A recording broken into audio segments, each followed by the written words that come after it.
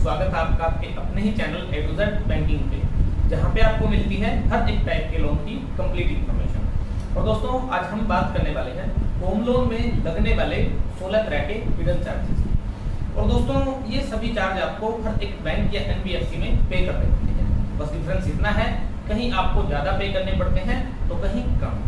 और कोई भी बैंक या एनबीएफसी आपको इन सभी चार्जेस के बारे में नहीं बताएगा, क्योंकि उन्हें डर रहता है कि ये चार्ज आपको अगर पहले से ही पता चल गए तो हो सकता है आप लोन लेने से मना कर दें और उनका एक बहुत ही अच्छा कस्टमर हाथ से चला जाए।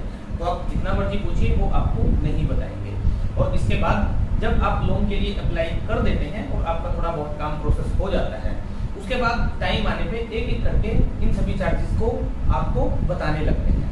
और दोस्तों यकीन मानिए इनमें से कुछ चार्जेस इतने मेजर होते हैं कि उन्हें एकदम से अरेंज कर पाना बहुत ही मुश्किल हो सकता है। और यहाँ तक आने के बाद आपको हो सकता है ये भी लगने लगे कि अगर मुझे पहले से ही इन सभी चार्जेस का पता होता तो मैं इस लोन को नहीं लेता, ये लोन अब मुझे बहुत महंगा पड़ रहा है। तो इसीलिए दोस्तों हमें लगता है कि इन सभी चार्जेस के बारे में आपको लोन अप्लाई करने से पहले ही पता होना चाहिए।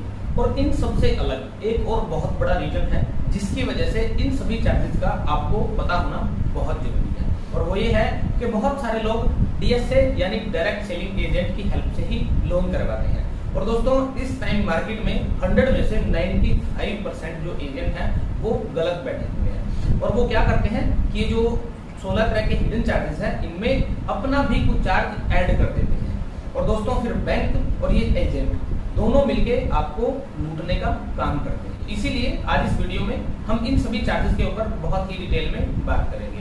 और दोस्तों ये भी आपको बताएंगे कि आप बैंक से या एनबीएफसी से कौन कौन से चार्जेस के ऊपर नेगोशिएट कर सकते हैं और कौन कौन से ऐसे मेजर चार्जेस हैं जिन्हें आप एलिमिनेट भी कर सकते हैं, यानी जिनसे आप एकदम पीछा भी छुड़ा सकते हैं।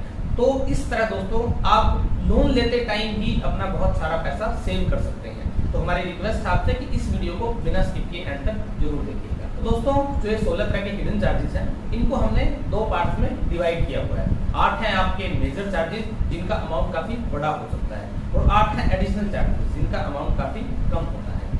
तो सबसे पहले हम 8 जो मेजर चार्जेस हैं उनको देख लेते हैं। और सबसे पहले शुरुआत होती है लॉगिन फीस के साथ। जी हाँ दोस्तों, ये आपके पहले नंबर का चार्ज है, और ये चार्ज आपको बैंक या एनबीएफसी में स्टार्टिंग में ही सबमिट करना होता है जब आप लोन के लिए अप्लाई करते हैं।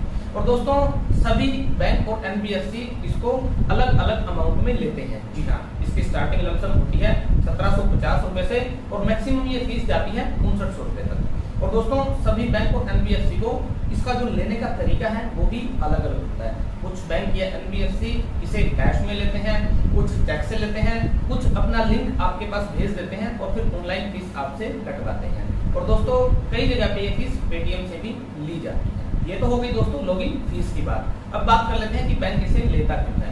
देखिए दोस्तों ये बात सब जानते हैं कि बैंक या एनबीएफसी एक भी पैसा अपने घर से नहीं लगाता। तो ये जो फीस ली जाती है ये आपकी वेरिफिकेशन के लिए ली जाती है। जी हाँ दोस्तों, इसमें बैंक या एनबीएफसी आपकी 3 विजिट करता है, एफआई, पीडी और आरसीयू। और अगर इन तीनों विजिट के अंदर कोई भी प्रॉब्लम बैंक को लगती है जिसके कारण आपका लोन नहीं हो पाता, तो दोस्तों ये जो फीस है ये नॉन रिफंडेबल होती है। इसके बाद सेकंड नंबर का चार्ज है लीगल एंड टेक्निकल। दोस्तों जब आप होम लोन लेते हैं साथ में उस प्रॉपर्टी का legal and technical due diligence भी किया जाता है, यानी प्रॉपर्टी के डॉक्यूमेंट्स को चेक किया जाता है और प्रॉपर्टी का बैकग्राउंड भी देखा जाता है, यानी प्रॉपर्टी का जो 13 साल का चैन रिपोर्ट है उसको भी चेक किया जाता है। फिर साइट इंस्पेक्शन किया जाता है जिसके लिए साइट की विजिट भी की जाती है। और दोस्तों इसके बाद प्रॉपर्टी की वैल्यूएशन लगवाई जाती है। और इन सभी कामों के लिए बैंक या एनबीएफसी एक थर्ड पार्टी एडवोकेट और एक प्रोफेशनल वैल्यूअर को हायर करते हैं, जिसकी फीस हमें अलग से पे करनी पड़ती है। और ये जो फीस है लमसम 3000 रुपए से लेके 10,000 रुपए तक हो सकती है। और यहाँ पे आप बैंक से या एनबीएफसी से नेगोशिएट भी कर सकते हैं, यानी जितनी आपको कम फीस पे करनी पड़े उतना आपके लिए अच्छा है। इसके बाद दोस्तों थर्ड नंबर का चार्ज होता है होम लोन इंश्योरेंस।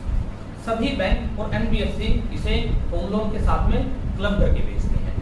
और दोस्तों ये काफी बड़ा अमाउंट होता है। कितना बड़ा अमाउंट होता है इसे हम एक एग्जाम्पल के साथ में देख लेते हैं। मान लीजिए आप होम लोन लेते हैं 40 लाख रुपए का, और अभी आपकी एज है 28 साल। तो आपका जो एडिशनल प्रीमियम आएगा वो आएगा दोस्तों आपका 400 रुपए पर मंथ, और इसे आपकी ईएमआई में ऐड कर दिया जाता है, यानी होम लोन की ईएमआई में इसे ऐड कर दिया जाता है। तो आप खुद कैलकुलेट कर सकते हैं कि ये कितना बड़ा अमाउंट हो सकता है। लेकिन यहाँ कहानी में एक ट्विस्ट है दोस्तों।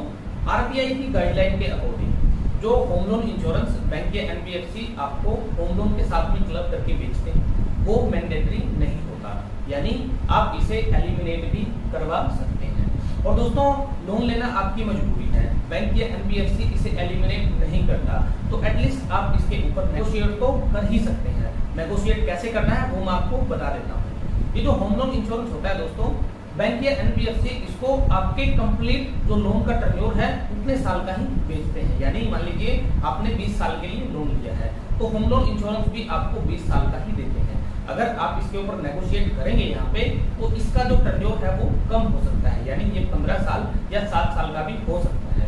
और अगर ऐसा हो जाता है तो इससे ही आप अपना काफी सारा पैसा सेव करेंगे, तो यहाँ पे आप नेगोशिएट जरूर कीजिएगा। इसके बाद 4th नंबर का चार्ज होता है प्रोसेसिंग फीस। दोस्तों प्रोसेसिंग फीस बैंक या एनबीएफसी आपसे लेता है अपनी एडवर्टाइजमेंट एंड सेल्स टीम की कॉस्ट को कवर करने के लिए, और प्रोसेसिंग फीस में ही वो अपना डीएसए और एडमिनिस्ट्रेटिव एक्सपेंस को कवर करता है। और दोस्तों जो प्रोसेसिंग फीस है ये लाइज करता है 0.25% से 1% तक टोटल लोन अमाउंट का, अगर आप बैंक से लोन लेते हैं तो। वहीं आप अगर एनबीएफसी से लोन लेते हैं तो जो ये प्रोसेसिंग फीस है ये लाइज करता है 1% से 2.75% तक टोटल लोन अमाउंट का। लेकिन यहाँ भी आप बैंक या एनबीएफसी से इसके ऊपर नेगोशिएट कर सकते हैं, और कुछ बैंक या एनबीएफसी इसे काफी कम भी कर देते हैं, और कई जगह तो ये बिल्कुल एलिमिनेट भी किया जा सकता है। तो आप प्रोसेसिंग फीस के ऊपर भी बैंक से या एनबीएफसी से नेगोशिएट जरूर कीजिएगा। इसके बाद 5th नंबर का जो चार्ज है दोस्तों वो होता है MODT, memorandum of deposit title deed, यानी जब आपका ये सारा काम हो जाता है उसके बाद बैंक आपकी प्रॉपर्टी को अपने नाम पे मॉर्गेज दे लेता है। और दोस्तों मॉर्गेज के 3 तरीके होते हैं, पहला लीन, सेकंड आपका आरईएम इक्विटेबल मॉर्गेज, उसके बाद थर्ड होता है आरएम यानी रजिस्टर्ड मॉर्गेज। और इन तीनों के ही जो चार्जेस हैं वो अलग अलग होते हैं, तो यहाँ पे मैं इनको थोड़ा सा आपको बता देता हूँ। दोस्तों जो ये लीन होता है इसके लिए आपको कोई भी स्टाम्प ड्यूटी नहीं देनी होती, इसके लिए आपकी तहसील में बस जनरल चार्जेस लगते हैं 2 से 5,000 रुपए तक के। तो आप कोशिश कीजिए कि आपको लीन ही करवाना पड़े। इसके बाद जो सेकंड होता है आरईएम यानी इक्विटेबल मॉर्गेज, इसमें आपको 0.25% की स्टाम्प ड्यूटी देनी होती है आपके टोटल लोन अमाउंट की, और इसके ऊपर रजिस्ट्रेशन फीस है जो वो अलग से लगती है, यानी कि अगर आपके लोन की जो अमाउंट है वो 10 लाख रुपए से कम है तो आपकी जो रजिस्ट्रेशन फीस है वो 5,000 रुपए की लगेगी, और अगर अमाउंट 10 लाख से ज्यादा है तो रजिस्ट्रेशन फीस आपको 10,000 रुपए देनी पड़ेगी। इसके बाद जो तीसरे नंबर पे आता है दोस्तों वो होता है रजिस्टर्ड मॉर्गेज। इसमें आपको 1.5% की स्टाम्प ड्यूटी देनी होती है, यानी 1.5% टोटल लोन अमाउंट का, तो ये काफी बड़ा अमाउंट हो जाता है। और रजिस्ट्रेशन फीस सेम वही है जो मैंने आपको पहले बताई थी। तो आप सबसे पहले कोशिश कीजिए कि आपको लीन करवाना पड़ेगी, और अगर लीन से बात नहीं बनती है तो फिर आप वहाँ पे कोशिश कीजिए कि इक्विटेबल मॉर्गेज की तरफ ही आपको जाना पड़े, रजिस्टर्ड मॉर्गेज ना करवाना पड़े। इसके बाद 6 नंबर का जो चार्ज है वो है प्रीपेमेंट फोरक्लोज चार्ज। अब इसमें क्या होता है कि अगर आप लोन को उसके टाइम से पहले क्लियर करना चाहते हैं, मतलब कि जो लोन आपने लिया था 10 साल के लिए, आपको 6 साल उसे रेगुलरली भरते हुए हो चुके हैं, और अब आपके पास अचानक से फंड आ जाती है और आप सोचते हैं कि मैं इस लोन को क्लियर कर देता हूँ, और जब आप दोस्तों उस लोन को क्लियर करने जाते हैं तो आपकी जो आउटस्टैंडिंग अमाउंट है उसके ऊपर बैंक 2 से 3% तक का चार्ज लगा सकता है, और ये अमाउंट काफी बड़ा हो जाता है। लेकिन यहाँ पे भी कहानी में ट्विस्ट है कि अगर आपका रेट ऑफ इंटरेस्ट फ्लोटिंग है तो आरबीआई की गाइडलाइन के अकॉर्डिंग आपको किसी भी टाइप का कोई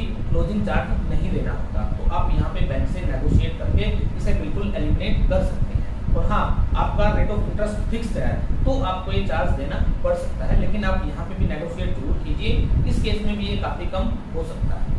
इसके बाद 7 नंबर का आपका चार्ज होता है दोस्तों कन्वर्जन चार्ज। इसमें बैंक आपसे आपके रेट ऑफ इंटरेस्ट को कन्वर्ट करने के लिए चार्ज देता है। इसे डिटेल में समझने के लिए हमें एक एग्जांपल का सहारा लेना पड़ेगा। अभी के लिए मान लीजिए दोस्तों आपका जो होम लोन अभी चल रहा है उस पे आपको 10% का रेट ऑफ इंटरेस्ट पे करना पड़ रहा है, और वहीं दूसरा बैंक आपको ऑफर करता है 8.5% की रेट ऑफ इंटरेस्ट का। लेकिन यहाँ पे हो सकता है कि आपका अपना ही बैंक अपने नए कस्टमर को 8.5% का रेट ऑफ इंटरेस्ट दे रहा हो, क्योंकि नए कस्टमर को कंपटीशन की वजह से हमेशा बेस्ट रेट ऑफ इंटरेस्ट ही मिलता है और वहीं पे आपसे चार्ज करता है 10%। तो ऐसी कंडीशन में जब आप दूसरे बैंक में जाने का डिसीजन लेते हैं तो तब आपका अपना ही बैंक आपको ऑफर करता है कि आप दूसरे बैंक में मत जाइए, हम आपको जो रेट ऑफ इंटरेस्ट है वो 8.5% पे ले आएंगे। लेकिन इसके साथ ही वो आपसे डिमांड भी कर लेता है कि जो आपका आउटस्टैंडिंग अमाउंट है उसके ऊपर आपको 0.5% से 1% तक का चार्ज देना पड़ेगा और ये चार्ज काफी बड़ा हो सकता है। तो यहाँ पे एक बात और मैं आपको बताना चाहूंगा दोस्तों कि अगर आपका रेट ऑफ इंटरेस्ट फ्लोटिंग, तो आरबीआई की गाइडलाइन के अकॉर्डिंग जब रेपो रेट को बढ़ाएगा तो बैंक या एनबीएफसी को रेट ऑफ इंटरेस्ट बढ़ाना पड़ेगा, और जब रेपो रेट ऑफ इंटरेस्ट को कम करेगा तो इनको रेट कम करना होता है। दोस्तों जैसे ही रेट ऑफ इंटरेस्ट बढ़ता है तो ये बढ़ा बहुत जल्दी देते हैं लेकिन उसे कम नहीं करते। अभी हिंदुस्तान मार्केट है, इसमें ऐसा क्यों होता है उसके बारे में कुछ कहा नहीं जा सकता, और उस रेट ऑफ इंटरेस्ट को कम करने के लिए ही जब आप बैंक के पास जाते हैं तब आपसे इस तरह के चार्ज मांग लेते हैं। तो आप बैंक से या एनबीएफसी से नेगोशिएट कीजिए और कोशिश कीजिए कि इस चार्ज को भी आप एकदम से एलिमिनेट करवा पाए। और एक और बात दोस्तों, अगर आपने अभी तक हमारे चैनल को सब्सक्राइब नहीं किया है तो हमारी रिक्वेस्ट आपसे इसे सब्सक्राइब जरूर कर लीजिए, ताकि इस तरह के इन्फॉर्मेशन से भरे हुए वीडियो हम आपके लिए लेके आए वो डायरेक्टली आप तक पहुंच सके। तो आइए अब आगे बढ़ते हैं अपने एक और आखिरी मेजर चार्ज की तरफ, जो है दोस्तों स्विचिंग फीस। अब इसमें क्या होता है दोस्तों कि आपका जो अभी करंट में लोन चल रहा है उसका रेट ऑफ इंटरेस्ट है फ्लोटिंग और वहां पे आपको पे करना पड़ता है 9%, और यहीं पे आपको मिल जाता है फिक्स रेट ऑफ इंटरेस्ट 10% पे। और आप सोचते हैं कि आने वाले समय में मेरा रेट ऑफ इंटरेस्ट सेम रहे और आप अपने रेट ऑफ इंटरेस्ट को फ्लोटिंग से फिक्स में स्विच करना चाहते हैं, या फिर इसका उल्टा आप फिक्स से फ्लोटिंग में जाना चाहते हैं। तो इसको स्विच करने के लिए बैंक या एनबीएफसी आपसे आपकी आउटस्टैंडिंग अमाउंट का 1 या 2% तक का चार्ज मांग सकता है। ये चार्ज भी दोस्तों काफी बड़ा हो सकता है और आप इसके ऊपर भी नेगोशिएट कर सकते हैं। तो ये थे दोस्तों आपके टोटल 8 मेजर चार्जेस जो आपको परसेंटेज में पे करने होते हैं, यानी जिनका अमाउंट काफी बड़ा हो सकता है। अब बात कर लेते हैं जो आपके 8 एडिशनल चार्जेस हैं उनकी। तो दोस्तों जो ये एडिशनल चार्ज हैं ये आपके फिक्स चार्ज होते हैं और ये जनरली लाइज करते हैं 200 रुपए से 1250 रुपए तक। तो अब बात कर लेते हैं आपके पहले एडिशनल चार्ज की, और वो होता है लेट पेमेंट चार्ज। यानी अगर आपकी ईएमआई टाइम से नहीं गई है तो उस केस में बैंक या एनबीएफसी आपके ऊपर 100 रुपए से 800 रुपए तक का चार्ज लगा सकता है, और ये चार्ज हर एक ईएमआई के ऊपर होता है। यानी जो भी आपकी ईएमआई लेट होगी उस पर ही आपको ये पे करना पड़ेगा। ऐसा नहीं है कि एक बार आपने पे कर दिया उसके बाद नहीं पे करना पड़ेगा। इसके बाद दोस्तों सेकंड एडिशनल चार्ज होता है चेक बाउंस या ईसीएस रिटर्न। यानी अगर आपकी ईएमआई का चेक बाउंस हो जाता है या फिर आपने ईसीएस यानी इलेक्ट्रॉनिक क्लियरिंग सिस्टम को एक्टिवेट करवाया हुआ है और वो किसी भी रीजन की वजह से रिटर्न हो जाता है, तो उस केस में भी बैंक आपके ऊपर 100 रुपए से 800 रुपए तक का चार्ज लगा सकता है, और ये भी हर एक ईएमआई के ऊपर होता है। इसके बाद थर्ड नंबर का एडिशनल चार्ज है चेंजिंग लोन टेन्योर। इसमें क्या होता है दोस्तों, मान लीजिए आपने लोन लिया है 15 साल के लिए और अब आपकी सैलरी बढ़ गई है या आपके पास कोई और इनकम आने लगी है और आप चाहते हैं कि ये लोन 10 साल में खत्म हो जाए, या फिर इसका उल्टा आपने लोन लिया है 10 साल के लिए और आपको लग रहा है कि आपकी जो ईएमआई है वो काफी हैवी हो रही है, आपके बाकी के जो सारे खर्चे वो आप नहीं निकाल पा रहे हैं और आप चाहते हैं कि जो ये लोन है ये 15 साल या फिर 20 साल का हो जाए। तो इसको चेंज करने के लिए बैंक आपसे एक लमसम अमाउंट लेता है और वो अमाउंट 500 रुपए से 1250 रुपए तक हो सकती है। इसके बाद फोर्थ नंबर का जो एडिशनल चार्ज है वो होता है रीपेमेंट मोड स्वैप चार्ज। इसमें क्या होता है, मान लीजिए आपकी जो ईएमआई है वो अभी आप पे करते हैं चेक से या फिर ईसीएस से और आप चाहते हैं कि मैं इसे कैश में पे करूं, या फिर इसका उल्टा आप कैश में पे करते हैं और आप चाहते हैं कि आप इसे ईसीएस से पे करें यानी इलेक्ट्रॉनिक क्लियरिंग सिस्टम से पे करें और आप इसे चेंज करना चाहते हैं। तो उस केस में भी दोस्तों बैंक आपसे एक लमसम अमाउंट चार्ज करता है और ये अमाउंट 100 रुपए से लेके 800 रुपए तक रहता है। और इसके बाद 5वें नंबर का जो आपका एडिशनल चार्ज है वो होता है दोस्तों लोन ट्रैक। इसे हम लोन स्टेटमेंट भी कहते हैं और इसकी जरूरत पड़ती है आपको अपने टैक्स में रिबेट लेने के लिए, या फिर आप किसी दूसरे बैंक में लोन लेना चाहते हैं तो भी आपको इस डॉक्यूमेंट की जरूरत पड़ती है। और इस डॉक्यूमेंट को जब आप बैंक से निकलवाते हैं उसके लिए भी बैंक आपसे चार्ज करता है और ये लमसम अमाउंट रहता है 200 रुपए से लेके 550 रुपए तक का। इसके बाद 6 नंबर का जो एडिशनल चार्ज है वो होता है दोस्तों कॉपी ऑफ ओरिजिनल डॉक्यूमेंट्स। जी हाँ, जब आप होम लोन लेते हैं तो आपकी प्रॉपर्टी के सारे जो ओरिजिनल डॉक्यूमेंट्स हैं वो बैंक में सबमिट हो जाते हैं, और गलती की वजह से या किसी भी कारण की वजह से आप उनकी कॉपी नहीं रख पाते या फिर उन्हें स्कैन भी नहीं कर पाते और आपको उन्हें बैंक से निकलवाना पड़ता है। तो उन डॉक्यूमेंट्स की कॉपी को निकलवाने के लिए बैंक आपसे 200 रुपए से 850 रुपए तक का चार्ज ले सकता है। और दोस्तों, आप जब भी कहीं भी अपने डॉक्यूमेंट सबमिट करवाएं तो मेरी भी रिक्वेस्ट आपसे कि उन सब की एक कॉपी या फिर उन्हें स्कैन करके रख लीजिए, जिससे आपको जितनी उनकी कॉपी चाहे आप निकलवा सकें। इसके बाद 7 नंबर का जो आपका एडिशनल चार्ज होता है वो होता है दोस्तों LOD, यानी लिस्ट ऑफ डॉक्यूमेंट। जो भी ओरिजिनल डॉक्यूमेंट्स आपने प्रॉपर्टी के बैंक में सबमिट करवाए हैं उन सब की एक लिस्ट होती है दोस्तों, और इस लिस्ट की हमें जरूरत तब पड़ती है जब हम अपना बैलेंस ट्रांसफर करना चाहते हैं, यानी इस बैंक से दूसरे बैंक में लोन लेना चाहते हैं। तो इसे निकलवाने के लिए भी बैंक हमसे 100 रुपए से लेके 800 रुपए तक का चार्ज ले सकता है। और इसके बाद 8 और आखिरी एडिशनल चार्ज होता है दोस्तों डॉक्यूमेंट्स रिट्रीवल चार्ज, यानी जब आप होम लोन लेते हैं तो आपके जो डॉक्यूमेंट्स हैं उनको हेड ऑफिस में भेज दिया जाता है, और ये हेड ऑफिस मुंबई, पुणे, जयपुर, चेन्नई जैसे शहरों में होते हैं। तो जब भी आप अपने लोन को खत्म करते हैं वहां से आपके डॉक्यूमेंट को कोरियर से भेजा जाता है, और ये जो कोरियर का चार्ज होता है यही चार्ज बैंक आपसे लेता है, और ये चार्ज दोस्तों 100 रुपए से लेकर 1250 रुपए तक का हो सकता है। तो ये थे दोस्तों होम लोन में लगने वाले 16 तरह के हिडन चार्जेस, जिनके ऊपर इस वीडियो में हमने बहुत ही डिटेल में बात की है। और इनसे अलग अगर आप और किसी लोन से रिलेटेड इन्फॉर्मेशन लेना चाहते हैं, जैसे कंस्ट्रक्शन लोन है, plot purchase plus construction loan है, लैब लोन है, तो इन सब के वीडियोस भी आपको हमारे चैनल पे मिलेंगे। तो हमारी रिक्वेस्ट आपसे हमारे चैनल को विजिट कीजिएगा और इन वीडियोस को भी जरूर देखिएगा। और दोस्तों, होम लोन चार्जेस के ऊपर इस वीडियो में हम बहुत ही डिटेल में बात कर ही चुके हैं। तो I hope home loan charges को लेके आपके माइंड में कोई भी क्वेश्चन नहीं बचा होगा, और अगर कोई क्वेश्चन अभी भी है तो आप उसे कमेंट बॉक्स में जरूर बताइए, हम उसको 100% क्लियर करने की कोशिश करेंगे। और दोस्तों, अगर आपको ये वीडियो पसंद आया है तो इसे लाइक कीजिए और शेयर जरूर कीजिए, ताकि हमारा जो मेन मोटिव है कि हर एक वो इंसान जो लोन लेना चाहता है जानकारी की कमी के कारण किसी भी गलत एजेंट के पास जाकर अपना टाइम और पैसा दोनों बर्बाद ना करते, तो इस वीडियो को ज़्यादा से ज़्यादा शेयर जरूर कीजिए। और दोस्तों, अगर आपने अभी तक हमारे चैनल को सब्सक्राइब नहीं किया है तो प्लीज़ इसे सब्सक्राइब कर लीजिए और बेल आइकन को भी जरूर प्रेस कर लीजिए नेक्स्ट वीडियो के नोटिफिकेशन के लिए। जय हिंद दोस्तों, जय भारत।